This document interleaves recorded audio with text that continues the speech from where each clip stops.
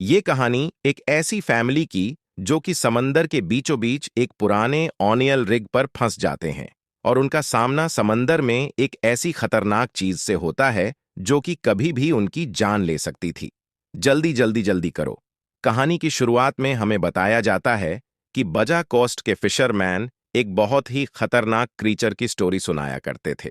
वो बताया करते थे कि वो क्रीचर इतना ज्यादा खतरनाक था कि आज तक जिससे भी उसका सामना हुआ वो कभी जिंदा नहीं बचा।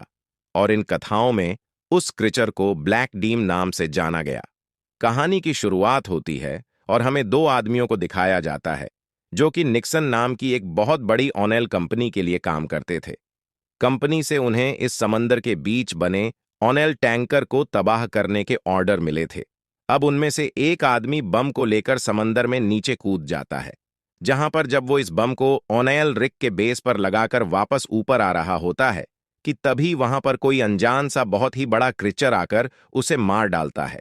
वो उसे खा जाता है और इसके बाद वो उसके उस साथी को भी मार देता है जो कि ऊपर बोट पर उसका वेट कर रहा था।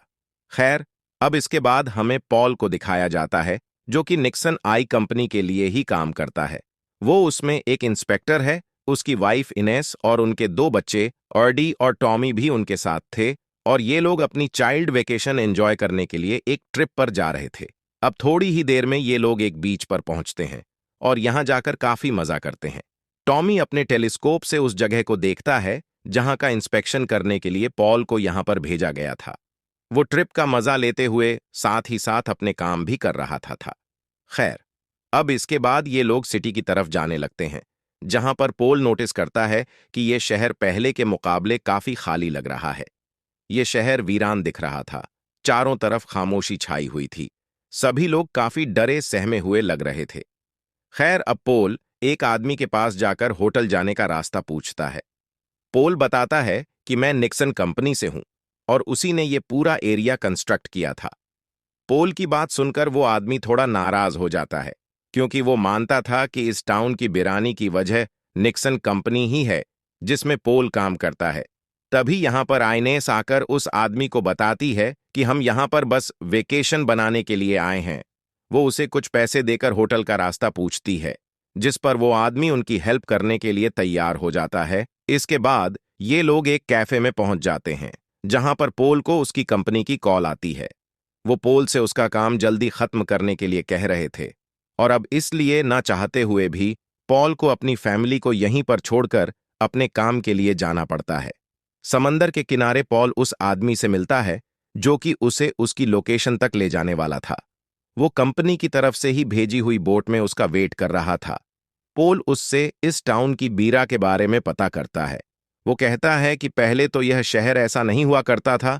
वो आदमी कहता है कि डर जिसकी वजह से ये सभी लोग यह टाउन छोड़कर चले गए हैं, और यह डर एक बहुत ही बड़े जाइंट क्रीचर का है जिसे कि ब्लैक डीएम के नाम से जाना जाता है। पोल उसकी बातों पर यकीन नहीं करता। अब इसके बाद वो आदमी पोल को एक जगह पर आकर उतार देता है और कहता है कि इससे आगे मैं नहीं जा सकता, यानी कि यहां से आगे पोल को अकेले ही जाना होगा। वहीं दूसरी तरफ कैफे में बैठकर पोल की फैमिली उसका वेट कर रहे थे। तभी वहां पर एक शराबी आदमी उन्हें देखकर उनके पास आता है। वो यहां उन्हें अकेला पाकर आरडी को टच करने लगता है। इसलिए इनेस एक कांच की बोतल उसके सर में मारती है और अपने बच्चों को लेकर यहां से चली जाती है।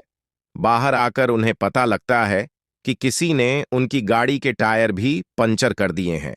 इसलिए वो जल्दी से भागकर एक बोटमैन के पास आती है और उसे उस प्लेटफॉर्म तक चलने के लिए कहती है जहां पर पोल गया हुआ है। वो पहले तो इनसे मना करता है, लेकिन जब वो देखता है कि इनके पीछे कुछ गुंडे पड़े हुए हैं तो वो चलने के लिए तैयार हो जाता है। वहीं दूसरी तरफ पॉल जब अपनी लोकेशन तक पहुंचता है तो वहां पर उसे कुछ डाइविंग इक्विपमेंट का मलबा नजर आता है, जिसमें कि काफी खून लगा हुआ था। वहीं दूसरी तरफ इस ऑनाइल रिग का स्ट्रक्चर काफी पुराना हो चुका था। इसके बाद वो केबिन में आकर किसी को आवाजें देने लगता है, लेकिन वहां पर सिर्फ एक डॉग था और कोई नहीं। लेकिन तभी यहां पर शैडो और जूनियर आ जाते हैं, जिन्हें देखकर वो डर जाता है, जो कि खुद भी काफी डरे हुए थे। पोली ने बताता है कि मैं यहां पर सिर्फ इंस्पेक्शन करने के लिए आया हूं जिस पर शैडो कहता है कि इसके लिए काफी देर हो चुकी है। लेकिन तभी उन्हें बाहर से किसी बोट के आने की आवाज सुनाई देती है। जब वो बाहर देखने के लिए आते हैं तो उन्हें पता लगता है कि बाहर उस बोट में पोल की फैमिली है। पोल का बेटा जब अपनी दूरबीन से देखता है तो उसे समंदर में एक बहुत ही बड़ी परछाई नजर आती है, जो कि बहुत तेजी से बोट के नीचे से गुजर जाता है। वहीं दूसरी तरफ इस प्लेटफार्म पर मौजूद लोगों को भी बोट के करीब किसी क्रिएचर के मौजूदगी के होने का एहसास हो जाता है।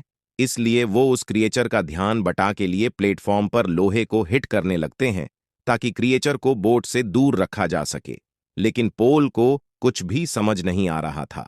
अब इतने में पोल की फैमिली प्लेटफॉर्म के करीब आ जाती है और उन्हें सेफली प्लेटफॉर्म पर उतार लिया जाता है। लेकिन वो बोट वाला, जो कि काफी डर चुका था, वो जल्दी ही अपनी बोट को वापस मोड़ लेता है। तभी यहां पर पोल की बेटी स्लीप हो जाती है और पानी में गिर जाती है, जहां उससे पानी के अंदर काफी सारी बॉडीज के कटे फटे हिस्से दिखाई देते हैं। और अब जैसे ही वो क्रिएचर आकर इस पर अटैक करने वाला था कि ये लोग उसे पानी से ऊपर खींच लेते हैं। अब पोल शैडो से पूछता है कि यह सब क्या है, जिस पर शैडो उन्हें एक टेलीस्कोप से दिखाता है कि एक बहुत ही बड़ी शार्क उस बोट का पीछा कर रही थी और देखते ही देखते वह उस बोट पर अटैक करके उसके बीच से दो टुकड़े कर देती है।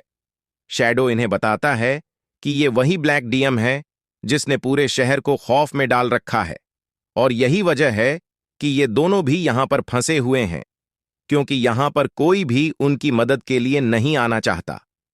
अब ये लोग महसूस करते हैं कि प्लेटफॉर्म की बेस उस शार्क के अटैक से काफी कमजोर हो चुकी थी, इसलिए सभी चीज यहां पर काफी तेजी से हिल रही थी। पोल कहता है कि पावर का मसला तो मैं ठीक कर दूंगा, लेकिन इसके लिए पानी के अंदर जाना होगा। इनेस को ये आइडिया बिल्कुल भी पसंद नहीं आता, लेकिन अब इन लोगों के पास इसके अलावा दूसरा कोई रास्ता भी नहीं था। यहां पर शैडो बताता है कि ये डीएम गॉड की तरफ से एक श्राप, एक कर्स है, क्योंकि गॉड ने इंसानों के लिए यह दुनिया बनाई, इसमें लाखों रिसोर्सेस पैदा किए, लेकिन इंसान अपने फायदे के लिए उन सभी रिसोर्सेस को तबाह करने में लग गया। इंसानों ने जंगलों को काट डाला, समंदर में धमाके किए, जिससे लाखों जानवर मारे गए, नेचर का साइकिल हिल गया, और इसलिए ये ब्लैक डीएम गॉड की तरफ से एक पनिशमेंट के तौर पर आई है। पोल उसकी बात नहीं मानता, लेकिन शैडो अपनी बात पर पूरी तरह से अड़ा हुआ था। वो कहता है कि इस क्रिएचर को मारने का भी कोई फायदा नहीं, जब तक कि फाइनल सैक्रिफाइस नहीं हो जाता। शैडो जूनियर मेटल से बने एक कैप्सूल की मदद से समंदर में एंटर होते हैं। नीचे जाने पर उन्हें सपोर्टिंग कॉलम मिल जाता है, जो कि बुरी तरह से ऑनिल से घिरा हुआ था, और उस पर एक बम लगा हुआ था, जो कि हमने मूवी के शुरुआत में देखा था। उस पर 2 घंटे और कुछ मिनट का टाइम रह गया था, यानी कि बम 2 घंटों के बाद एक्सप्लोड्स पार्ट्स नजर आते हैं, जिसमें से अभी कुछ पार्ट तो जिंदा थे, लेकिन यह सिर्फ एक इल्यूजन थी। और ये देखकर वो समझ जाता है कि खतरा उसकी तरफ बढ़ रहा है, इसलिए वो जल्दी से उस कैप्सूल के अंदर चला जाता है। लेकिन तभी वो जॉइंट क्रिएचर उस कैप्सूल को पकड़ लेती है। वो उसे और भी ज्यादा गहराई में ले जाने लगती है। पोल ये देखकर घबरा जाता है और उसे रोकने की कोशिश करता है, लेकिन इसका कुछ फायदा नहीं होता। इसी बीच शैडो किसी तरह से तैरकर ऊपर आ जाता है, और तभी इन्हें पानी में जूनियर की बॉडी नजर आती है, लेकिन जेंसी उसे ऊपर खींचते हैं। उसका नीचे का हिस्सा पूरी तरह से गायब था। ये देखकर सभी लोग बहुत डर जाते हैं। खैर, अब कुछ देर के बाद जब पॉल अंदर आता है तो टॉमी उससे पूछता है कि डेड, क्या हम मरने वाले हैं? उसकी बात सुनकर सभी लोग उसकी हिम्मत बढ़ाने की कोशिश करते हैं। वो कहते हैं कि यह भी एक चैलेंज है, चेस गेम की तरह, जिस पर टॉमी कहता है कि चेस गेम में तो कुछ पीसे को सैक्रिफाइस करना पड़ता है किंग को बचाने के लिए। और साथ ही वो इन्हें लाल गार्ड की स्टोरी भी बताता है, जो कि उसने इंटरनेट पर पढ़ी थी, क्योंकि उसने अपने बच्चों को सैक्रिफाइस कर दिया था और फिर बाद में उसके रोने से नदियां बनी थीं। पोलो उसे यकीन दिलाता है कि बेटा देखो, ऐसा कुछ नहीं होगा। खैर, अब इसके बाद वो बेसमेंट में जाकर जनरेटर को ठीक करने लगता है ताकि कूलिंग सिस्टम को ऑन किया जा सके। वहीं उसकी फैमिली वहां पर कुछ काम की चीजें ढूंढने लगती है।